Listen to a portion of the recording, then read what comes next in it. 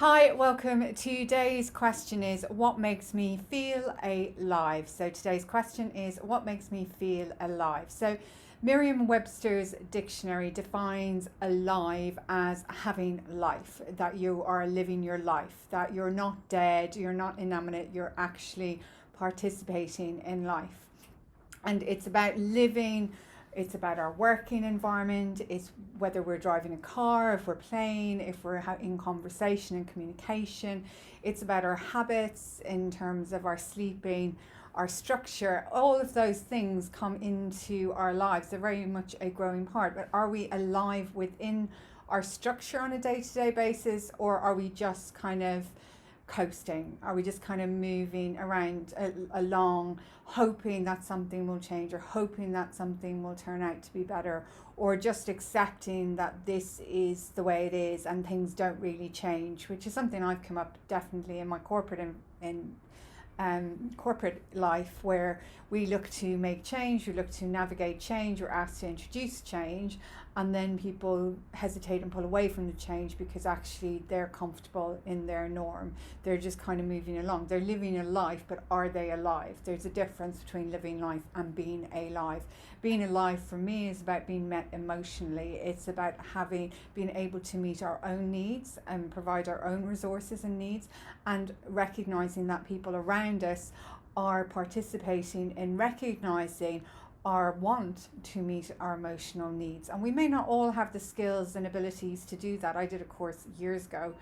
When years ago, I say it was about 5-6 years ago, which actually most of us reflected at the end of this course that a lot of those skills and abilities, it would have been useful if we had learned them at school, if we had learned them when we were younger, if there had been more support about meeting other people's emotional needs. I'm sure many of you will be familiar with the photograph of the two adults with their backs to each other, but in their inner child wanting to reach out to each other, but not knowing how to communicate, not knowing how to liven each other up.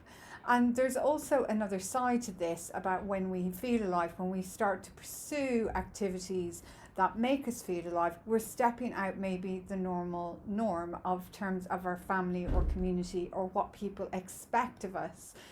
Many times we can project onto other people expectations of roles of the way it used to be, expecting that person, and this is at an unconscious level, is going to continue to do that role or move in that way. And it very much becomes an individual responsibility, or my experience has it becomes an individual responsibility to take a step back and say, well, actually, that's not making me feel alive. I'm living, that's not making me feel alive. And what is it that's going to make me feel alive, and how can I move in that direction? Recognizing that might upset some of the norm around us. It might be a new idea, it might be a new way of doing things. And of course, it's threatening the status quo on an individual level, because we're going against generational needs, programming, limiting beliefs about how we think things are, maybe against the family dynamics, which could have been in place for generations, not just it's not just our moms or our family before. It could be a way of working that may have worked in the past but not working now, or it could be a societal norm where things are expected to be a certain way, and now we're kind of mixing them up, we're kind of looking at them in a different way. So there can be resistance, and that resistance is like pushing against a chrysalis that a butterfly, when a caterpillar changes into a butterfly, we have to push towards that and learn to be grounded on ourselves, learn to open our heart to follow what is going to make us happy, healthy, and lucky, with compassion and recognizing the point of view of others. So as I've always used that definition around female energy and leadership, it's about getting grounded, knowing that you can think, knowing that you can feel, knowing that you can move, and consciously aware that other people have that ability too, and they may not come along with you. You may have to do things in a different way. So when we recognize that the new way of doing things might be threatening for the status quo, it's having that courage, it's having that courage and curiosity to continue to move in in the evolution of our ideas, recognizing that sometimes we may have to take a couple of steps back, we may have to learn from failure to be able to move again. And I was having a conversation this morning with somebody about, in our culture, that's the culture I've experienced, both as an Irish person, Western culture, where we're not encouraged to fail. We were talking this morning about this ethos where in certain industries or certain jobs, the person I was talking to on myself reflected on, sorry, that's the parcel man reversing outside, so I can't do anything about him.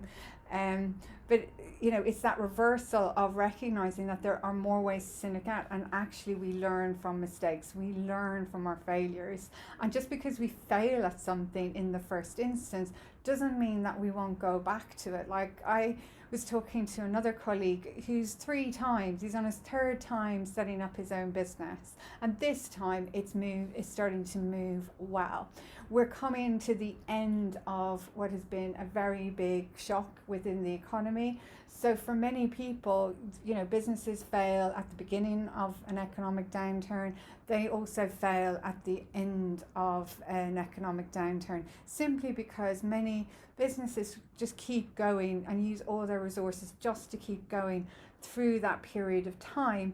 And then when it comes to stepping back out of it, there may not be the resources there. And that doesn't just mean financial resources. That can be, the resources of the emotional resources, the support resources.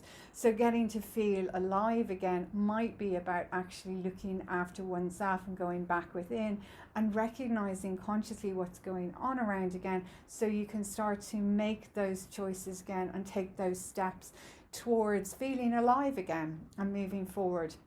So how can you do this? So my invitation for you today is to, take time, now that we're starting to move out, particularly in England, Ireland, Western Hemisphere, to step out of this pandemic, or start to open up, or hopefully open up, to set dreams and goals, and that what you want to create with yourself and with those around you, where you want to be mirrored in your aliveness.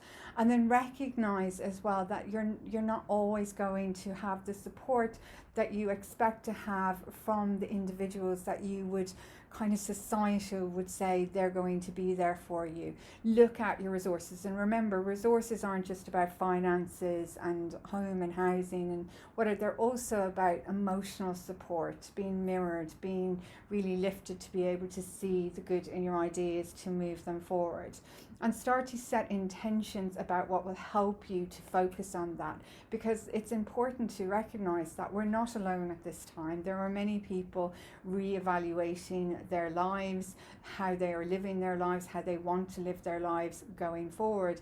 And so look at what kind of support do you need, and call it in. Start to manifest it. Start to set intentions towards that support that you want. Start to delve into what would it feel like when that support arrives, and then have compassion for the support that you are receiving that might be coming from the best place, but it's just not really being able to meet your needs, because nobody can meet another individual's needs. It's just not possible. What's possible is that we can learn to recognize our own needs, and we can learn to meet them, and then we can recognize to have compassion for other people, and to be able to just recognize that and meet that emotionally. Because it is about receiving now. It's about time to increase our capacity. As we start to move out of this cycle, things start to open up on the physical realm. We've had 18 months of, for many people, and not just families and old people, young people, people like myself who are at home, who are single, who've been away from their families. Life is severely being disrupted in many different ways, and very unconsciously as well. And so it's even having compassion for that. Like, we're not just going to bounce back into everything's cool.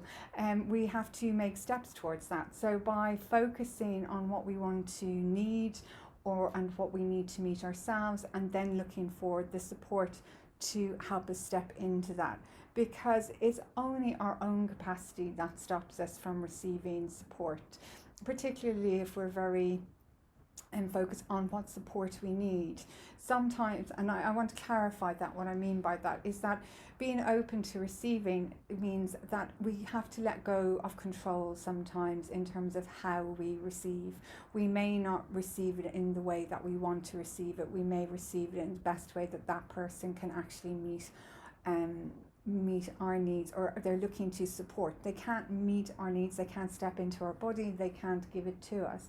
What they can do is come with their own ideas, and then it's for us to be able to say yes or no, that really helps or that doesn't help, or we've put something else, and look at it from a different perception about where that journey might bring us, if it feels good, if it feels that it is meeting our needs emotionally, and only you know that. That is entirely your responsibility as an individual, as it is my responsibility. And I feel it's a very big key lesson as we've kind of shifted in the last year, where people have had a lot more time to really look at their lives, look at what makes them feel alive, look at how they're living. And particularly I'm in the same boat, no different than anybody else. So that is really our time to receive. Now that we've kind of had this closing off period, it's about opening up and kind of starting to receive some of the blessings in terms of the seeds of intentions that we've set, or that we are going to set as we move forward. So that's me for the day. I hope that all makes sense. Remember, the first person one leads is oneself, mind, body and spirit. So I'm Viv Bannigan, I'm the owner of Granuaile Limited. It's a bespoke training and mentoring company based here in the heart of London, and I support creative women and entrepreneurial women navigate change. They may feel overwhelmed, they may feel a lack of confidence, they may be confused about the next step in their journey, and what they're looking for is an understanding of their unique landscape and vision for the future. What we do is share with them our key framework called the MAP, which works through mastery, action and passion. It's all about taking back control of the reins of your journey and moving forward with confidence.